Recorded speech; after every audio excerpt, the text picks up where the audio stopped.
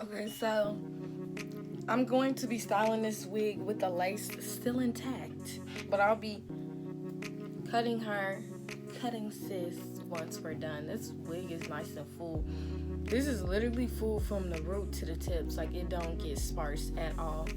It's super full, thick, no split ends. That's a great time, man. It's affordable. That's lit. You see the ends on sis? Holla at your girl, meaning me. Okay, so to get this look, you want to, I'm going to start out by putting the top like such.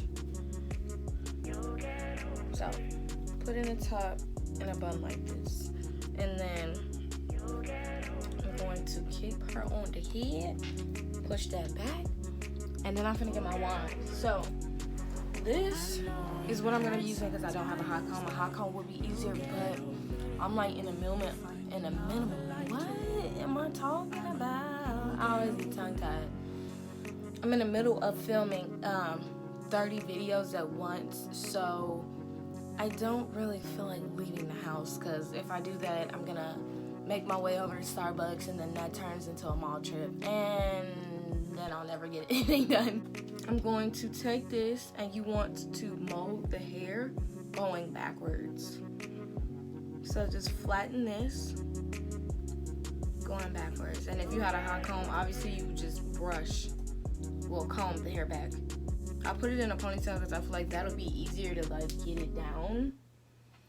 But I mean, that's not a necessity. You'll get over it. You'll get over it. And I'm really focusing it on this part because I want the curls to go back and come forward, if that even makes sense. You'll get over it. You'll find another life to live. Now I'm going to take the ponytail out so I can see how good of a job I did. Yep.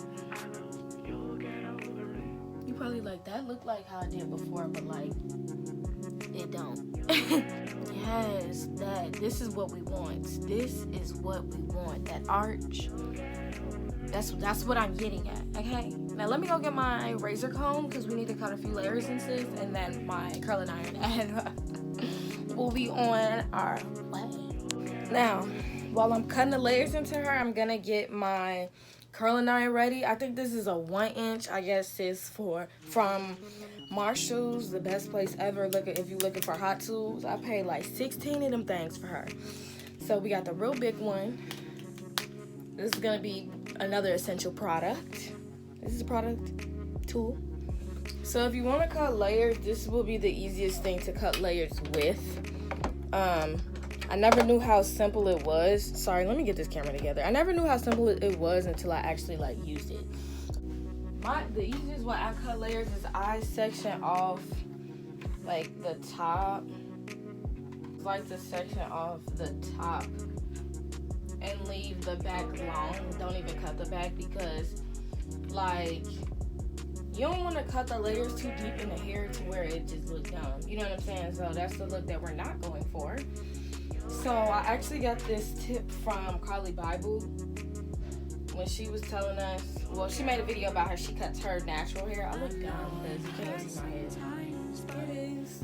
It isn't. And she just said how she just cut the top part of her hair and she kept the back long, blah, blah, blah. This wig is nice and thick, but not too thick. But it's nice and thick to where I feel like the curls are gonna look bomb.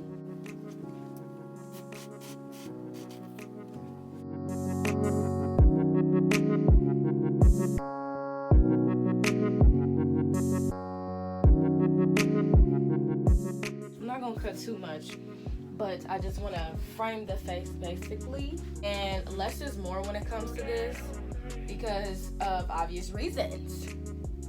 If you cut too much, you cannot glue it back on. So, baby girl, make sure you're not hounding it and dragging it with the razor comb. We don't want that. You'll get over it.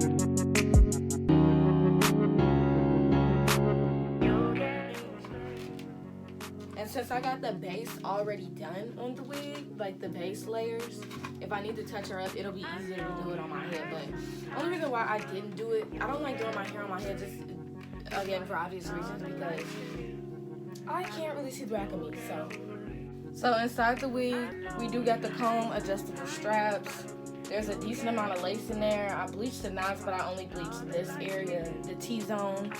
I seen a company do that before, and I'm like, oh, I'm gonna do that. So that needs to bleach. So yeah, that's what she's looking like. I'm going to adjust the adjustable combs and make it just a little bit tighter because I'm gonna be curling her on my head. And I don't really want her to move so much. I think this is good. But like I said, if not, we can always do a little bit more. Now let's start curling. So what I do, I want to keep that hump. Okay, so I just do really big sections. You could do like, if you wanted to, you could like pin curl sis, but who really has the time or clips for that? Because I don't. And then I just basically curl her like such. So when you're curling, you just want to make sure, I didn't even let that sit, and that's how she's falling, period. You just want to make sure you're curling up and back, up and back, up and back, baby.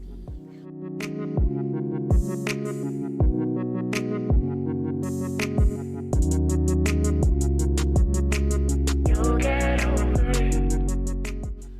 Up and back, and then I like to place my hand on the actual barrel where the hair is, and then when the hair starts to get hot, obviously that's when you take the thing off.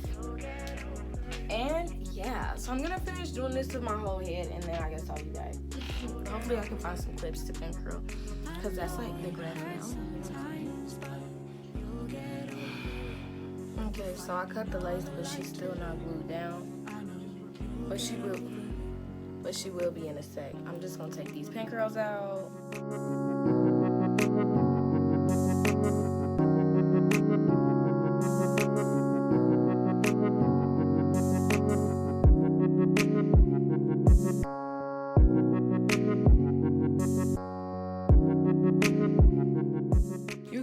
Rake your fingers through the wig, or you can do a big comb. The comb, make sure I got all the clips out, because I definitely did not. It's finna be a hit. Hold on. Wait. Whoa. This finna be fine. Baby, let me go get a comb. Wait, hold on. You wanna get a big comb?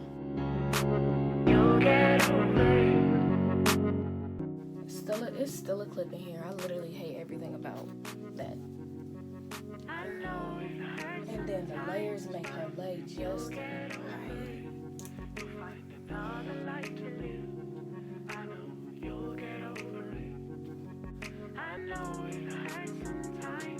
A little bit more defined. Oh, fuck. I just burned my forehead, y'all. I'm over it. Super.